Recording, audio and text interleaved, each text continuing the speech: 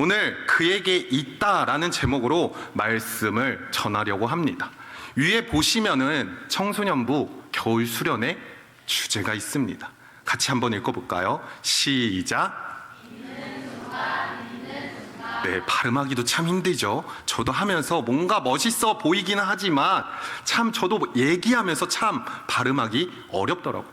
이 발음하기 힘든 주제를 하나님과 함께 할 때 우리가 얼마나 중요한지를 아이들이 깨달았으면 좋겠다는 마음으로 이 주제를 정했습니다. 하나님을 잊는 순간 우리 아이들은 영혼이 피폐해집니다. 그리고 흔들릴 수밖에 없다고 말합니다. 하지만 하나님과 연결되어 이어지는 순간 이 아이들은 살아난다고 말합니다. 이 아이들 가운데 놀라운 은혜가 있기를 소망합니다. 우리가 살아가면서 많은 것들에 연결되어 살아갑니다. 스마트폰으로 많은 친구들과 소통을 하고 또 연결되어 SNS의 세상의 흐름과 연결되어 살아갈 때가 많습니다. 그런데 놀랍게도 이런 연결이 많아질수록 우리 마음은 행복해지고 충분한 행복을 누려야 되는데 마음은 채워지지 않고 마음은 더더욱 공허해질 때가 너무나도 많습니다. 수많은 알림과 대학 속에서 정작 내 마음을 진정으로 이해해주는 사람은 없습니다. 진짜 나를 살아있게 해주는 관계는 찾기 어렵습니다. 우리가 2026년 시작하며 하나님 앞에 우리에게 다시 묻고 계십니다. 너희는 무엇과 연결되어 있냐라고 물으십니다. 오늘 말씀은 예수님께서 제자들에게 마지막으로 주신 교훈 중 하나입니다. 예수님은 자신을 지금 참 포도나무라고 하셨고 우리를 가지라고 말씀하십니다. 포도나무 가지가 나무에 붙어 있을 때 생명을 얻고 또 열매를 맺듯이 우리가 예수님과 연결되었을 때 살아있다는 것을 깨닫고 또 우리가 그 안에서 삶을 살아갈 수 있음을 말해주고 있는 것입니다. 이번 수련의 주제는 있는 순간입니다. 오늘 저녁 우리 아이들은 벌써 두 번째 말씀을 듣습니다. 그에게 있다라는 이 주제로 묵상하려고 할 때 예수님과 연결되어 있다는 것은 단지 우리가 교회에 다니는 것을 말하지 않습니다. 그것은 내 삶의 뿌리, 중심에 예수님과 닮아 있다는 것을 뜻하는 것입니다. 그 연결이 끊어지는 순간 우리의 생명은 죽습니다. 아니, 우리의 영혼은 결국 점점 더 피폐해지고 죽을 수밖에 없는 것입니다. 하지만 연결될 때 비로소 우리는 살아날 수 있음을 깨닫길 소망합니다. 그래서 오늘 두 가지 주제로 이야기를 나누려고 합니다. 첫 번째 주제는 가지가 열매 맺는 길은 붙어 있음이라는 것입니다. 예수님은 자신을 지금 참 포도나무라고 하셨고 우리를 가지라고 부르셨습니다.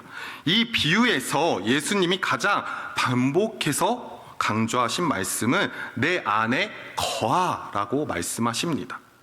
요한복음 15장 4절 말씀을 보면 예수님은 지금 이렇게 얘기합니다. 내 안에 거하라 나도 너희 안에 거하리라. 가지가 포도나무에 붙어 있지 아니하면 스스로 열매를 맺을 수 없음 같이 너희도 내 안에 있지 아니하면 그러하니라. 아멘. 그리고 이 말씀은 지금 15장 전체에 반복돼서 등장하는 모습을 보여줍니다. 제자들에게 계속 귀에 울려 퍼지도록 내 안에 거하라 라고 말씀하십니다. 여기서 거하라 라는 단어는 요한복음 15장에서 지금 4절과 5절과 6절, 7절, 9절, 10절 계속적으로 반복해서 얘기해주고 있습니다. 이 거하라 라는 번역된 이 헬라의 원어의 뜻을 보면 이 말은 단순히 잠깐 머무르다, 곁에 있다 라는 뜻이 아니라 떠나지 않고 머물다 라는 뜻이 있습니다. 그리고 지속적으로 관계 안에서 머물어야 된다는 원어의 뜻이 있습니다. 즉 연결된 상태를 유지하라는 것입니다. 단순히 우리가 잠깐 연결되고 친해지고 인사하고 끝나는 것이 아니라 지속적으로 그 관계 안에서 머무르고 연결된 상태를 유지하라는 것입니다. 그걸 누구랑 하냐? 예수님 안에 거하라는 것입니다. 예수님과 함께 해야 된다는 것을 말해주고 있습니다. 즉 예수님은 제자들에게 너희는 지금 가끔 나를 생각하거나 필요할 때만 나를 찾으라고 말씀하는 것이 아닙니다. 나에게 계속 붙어 있어라 라고 말씀하고 계시고 나의 안에 관계 속에서 살아가라고 분명하게 말씀하고 계십니다. 가지가 열매를 맺으려면 선택지가 없습니다. 반드시 줄기에 붙어 있어야 합니다. 줄기에서 올라오는 그 흘러 올라오는 수분과 영양분이 끊어지지 않도록 붙어 있을 때 올바른 열매를 맺을 수 있는 것입니다. 하지만 그것이 끊기는 순간 그 가지는 바로 말라 비틀기 시작합니다. 예수님은 이 사실을 너무나도 분명하게 말씀하고 있습니다. 우리 6절 말씀을 같이 한번 읽겠습니다. 사람이 내 안에 거하지 아니하면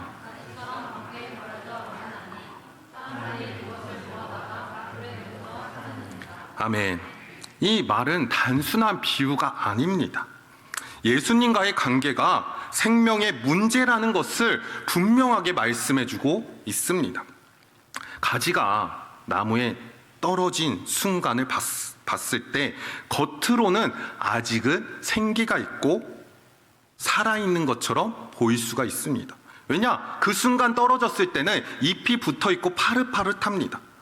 하지만 이미 그 생명의 근원에서 떨어진 순간 시간이 지나면 지날수록 그 가지는 메말라 죽을 수밖에 없는 것입니다. 시간이 지나면서 그 가지는 더 이상 생명의 공급을 받지 못하고 결국 메마를 수밖에 없다는 것입니다.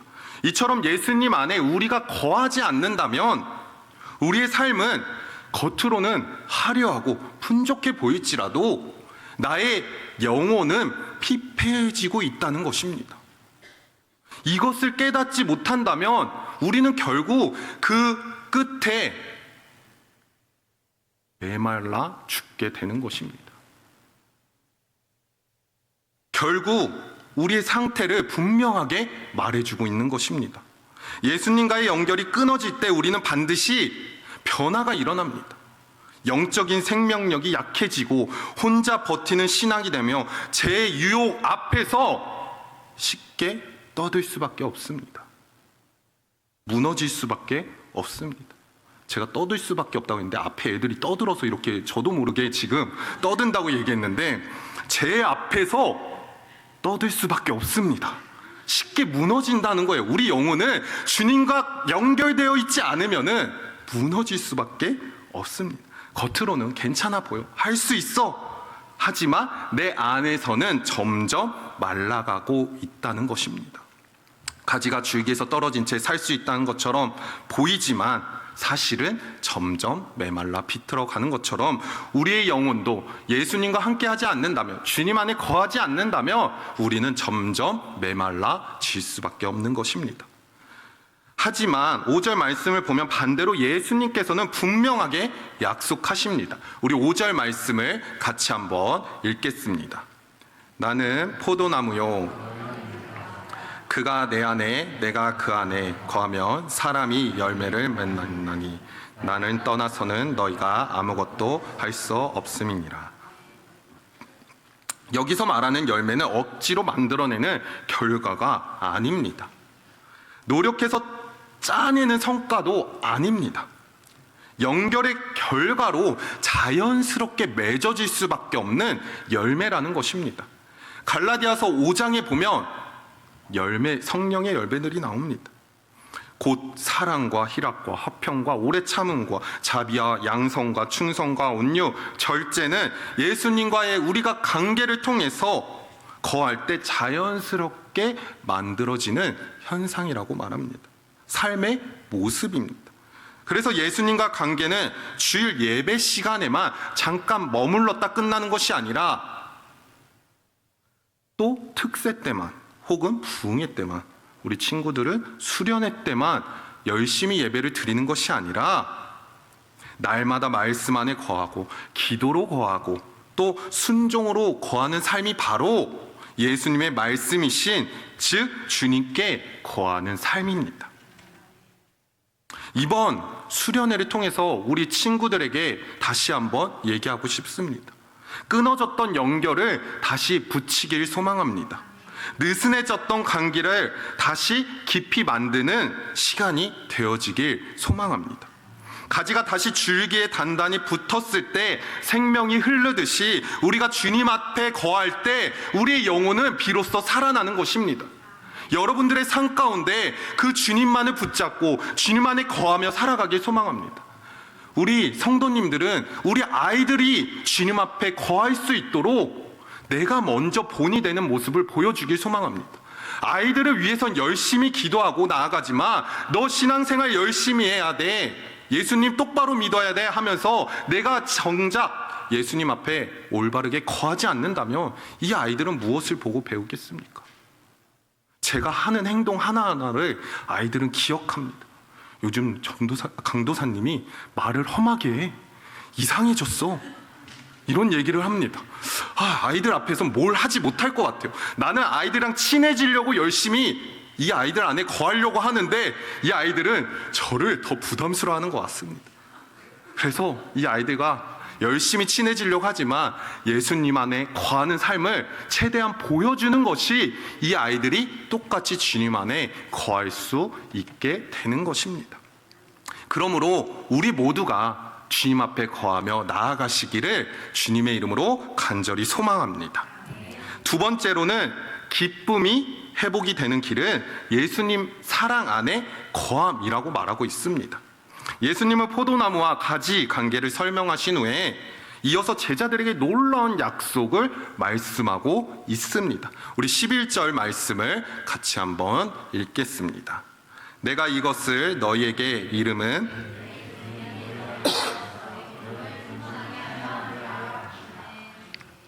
아멘. 내가 이것을 너희에게 이름은 내 기쁨이 너희 안에 있어 너희 기쁨을 충만하게 하려 함이니라 라고 말하고 있습니다. 예수님 안에 거하면 단순히 열매를 맺는 삶을 넘어서 기쁨의 회복이 있다고 말합니다. 여기서 말하는 기쁨이 세상이 주는 즐거움과는 전혀 다른 이야기입니다. 이 기쁨은 환경이나 또 감정에 따라서 변하지 않습니다. 예수님께서 주시는 내적인 충만한 기쁨이라는 것입니다.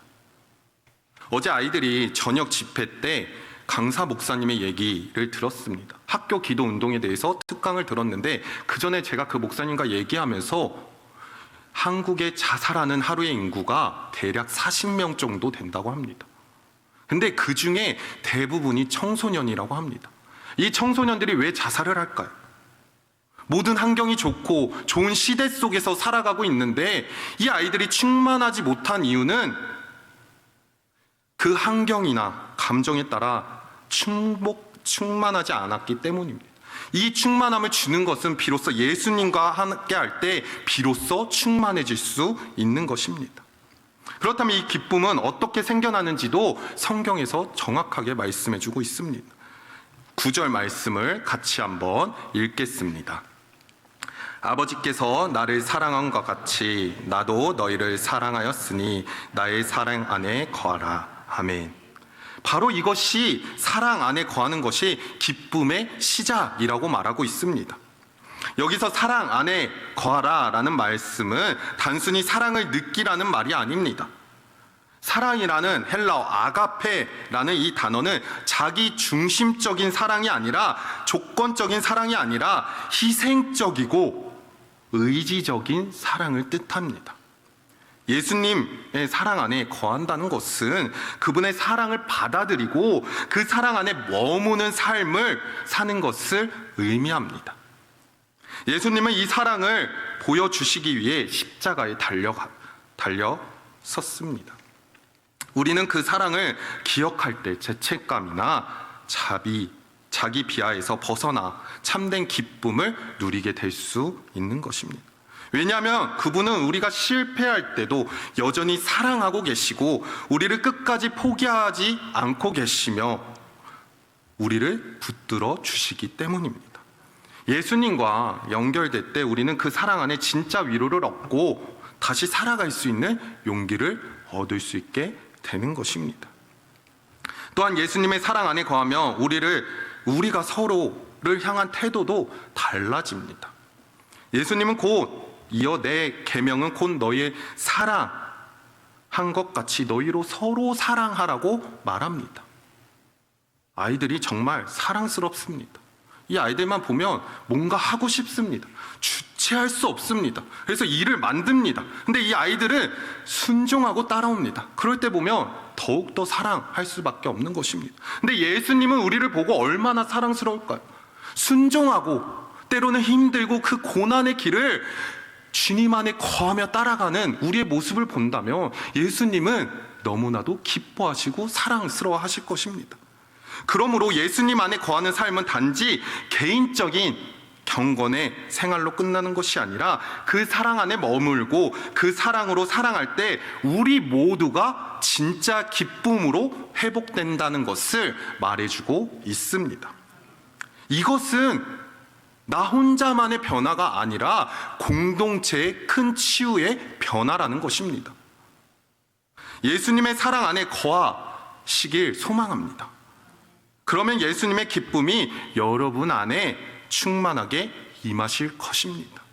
그렇게 살아갈 때 나 혼자만의 기쁨이 아니라 우리 모두의 공동체 안에 기쁨이 되길 소망합니다. 말씀을 마무리 짓겠습니다. 오늘 우리는 나는 포도나무요 너희는 가지라 라는 말씀을 함께 나누었습니다. 이 말씀은 우리가 많이 알고 있었고 또 단순한 신앙의 지식이 아니라 살아계신 예수님과 우리의 관계에 대한 본질적인 고백임을 기억해야 합니다. 예수님과 연결됐을 때 우리는 열매 맺는 삶을 살 수 있고 그 안에 기쁨이 회복되는 것입니다. 반대로 그분과 떨어질 때 우리의 생명은 힘을 잃고 흔들릴 수밖에 없는 것입니다. 하나님을 잊는 순간 우리는 흔들립니다. 하지만 하나님께 있는 순간 우리는 살아나는 것입니다. 이번 겨울 수련회처럼 우리가 주님을 잊는 것이 아니라 주님 앞에 이어지는 순간들이 매일매일 이뤄지길 소망합니다. 오늘 말씀을 통해 분명히 알 수 있는 것은 우리가 예수님을 잊지 말아야 된다는 것입니다. 주님 안에 거해야 된다고 말씀하고 있습니다. 이것이 우리가 새해를 맞이하고 특세로 주님 앞에 영광 돌리고 또 부흥의 말씀을 통해서 회복되고 은혜 받았던 것처럼 또 이 아이들이 수련회를 통해서 주님 안에 거하며 주님을 잊지 않고 주님과 연결되어 살아갈 수 있도록 나아가기를 기도해 주길 소망합니다. 그때 우리 아이들은 다시 살아납니다. 우리 성도님들도 주님 안에 거할 때 살아남을 경험했습니다. 알고 있습니다. 하지만 우리가 삶에 지쳐 주님을 잊는 순간 우리의 마음은 흔들릴 수밖에 없습니다. 너무나도 잘 알고 있다는 것. 그러므로 우리는 이 질문을 던져봤으면 좋겠습니다. 나는 지금 예수님과 연결이 되어 있는가? 아마 특세와 부흥회로 인해서 아마 연결이 아주 끈끈하게 돼 있을 것입니다. 이걸 끊으려고 해도 지금은 성령 충만하고 은혜입니다. 하지만 이 질문을 조금 바꿔서 2026년 과연 나는 그 하나님과 예수님과 주님과 연결이 되어 있는가를 고민해 봤으면 좋겠습니다. 또 예수님 안에 머물기에 내가 붙드는 것이 무엇인지를 바라보기 소망합니다. 올 한 해 각자의 목표가 있습니다. 각자의 소망들이 있습니다. 근데 그 안에 내가 하나님과 연결되기 위해 붙잡는 것이 무엇인지를 다시 되돌아보기 소망합니다. 세상에 많은 학생들은 열심히 해야 된다고 합니다. 너가 잘해야 돼. 너가 열심히 해야 돼. 1등 해야 돼. 라는 얘기를 많이 합니다. 하지만 우리가 주님을 믿는 자녀로서 그것이 중요한 것이 아니라 주님을 최우선으로 붙잡는 우리 청소년부 아이들과 우리 평성교회 성도님들이 되길 소망합니다. 그때 그 자리 안에 주님께서 분명히 채워주실 기쁨이 있습니다. 오늘 이 하루 한 주를 마무리하고 우리 청소년부 친구들은 수련회를 마지막 저녁 집회를 마무리하면서 하나님 앞에 내 마음을 새롭게 드리는 시간이 되어지길 소망합니다. 내일이 되기 전에 오늘 이 시간 함께 기도할 때 내 영혼의 깊은 예수님의 은혜가 또 주님의 연결된 그 은혜를 바라보길 소망합니다. 그때 열매 맺는 삶, 기쁨으로 회복되는 삶, 그것이 예수님 안에 거할 때 가능하신 것입니다. 예수님 안에 거하기로 이 시간 우리 결단하며 나아가기를 소망합니다.